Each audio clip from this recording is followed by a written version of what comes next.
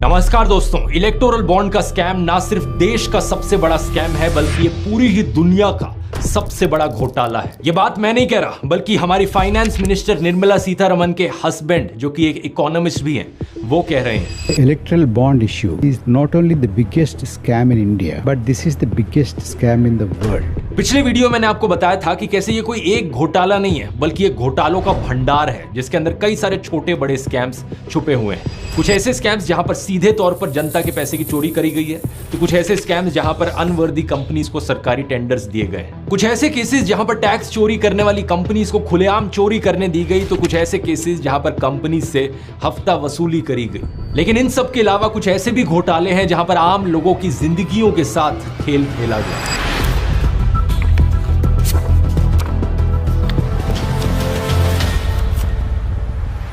Video शुरू करने से पहले एक छोटा सा अपडेट, ध्रुव राठी एकेडमी पर अब मेरा तीसरा कोर्स लॉन्च हो गया है दोस्तों, द यूट्यूब ब्लूप्रिंट। अगर आप YouTube को एक पार्ट टाइम जॉब या फुल टाइम करियर बनाना चाहते हैं तो ये आपके लिए है। इस 7.5 घंटे के हिंदी के कोर्स में मैं आपको वो सारी चीजें सिखाता हूं जिनकी आपको जरूरत है एक सक्सेसफुल यूट्यूबर बनने के लिए। अगर आप इंटरेस्टेड हैं, इस QR कोड को स्कैन कर सकते हैं या फिर इसका लिंक नीचे डिस्क्रिप्शन में मिल जाएगा एक कूपन कोड के साथ। अगर कोई इंसान किसी बीमारी की वजह से मरता है तो अक्सर लोग कहते हैं कि होनी को कौन टाल सकता है, ये तो भगवान की मर्जी थी। लेकिन सोचकर देखो दोस्तों, अगर कोई इंसान खराब क्वालिटी दवाइयों की वजह से मरता है तो क्या आप इसे भगवान की मर्जी कहोगे? इमेजिन करके देखो, अगर सरकारी रेगुलेटर्स किसी कंपनी की खराब क्वालिटी की दवाइयों को इग्नोर कर देते हैं और उसकी वजह से लोग मारे जाते हैं, सुनकर लगेगा कि ये किसी डार्क पॉलिटिकल थ्रिलर फिल्म का प्लॉट हो। लेकिन अफसोस, ये सच्चाई है दोस्तों। इस रिपोर्ट को देखो जिसे हेल्थ रिपोर्टर प्रियंका पुला ने लिखा था और इसे पब्लिश किया गया था लाइव मिंट में दिसंबर 2021 में। ये रिपोर्ट हमें 9 मई 2021 का एक किस्सा सुनाती है। देश में कोविड की सेकेंड वेव आई हुई थी।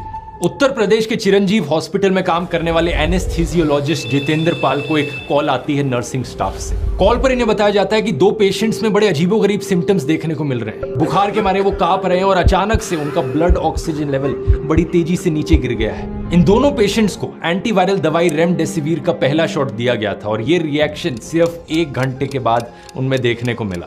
कमाल की बात यह थी कि इकलौता इंसिडेंट नहीं था। कुछ ही दिन पहले जितेंद्र पाल ने देखा था सेम चीज हो रही थी लाइफलाइन हॉस्पिटल के 4 पेशेंट्स के साथ। इन्वेस्टिगेशन करी तो पता चला इन दोनों हॉस्पिटल्स में पेशेंट्स को सेम दवाई का बैच दिया गया था, बैच V100167।